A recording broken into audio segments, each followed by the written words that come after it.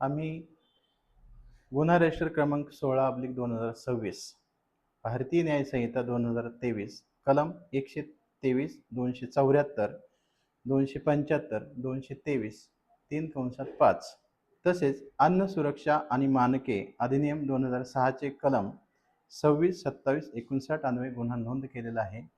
सदर गुन्ह्याची माहिती आम्हाला गुप्त खबऱ्यामार्फत माहिती मिळाली होती. त्या अनुषंगाने आम्ही वरिष्ठांच्या आदेशान्वये सदरचा सापळा पंचनामा केलेला आहे. सापळा रचून आम्ही त्या ठिकाणी माल हस्तगत केलेला आहे. पुढील तपास माननीय वरिष्ठांच्या आदेशाने चालू आहे.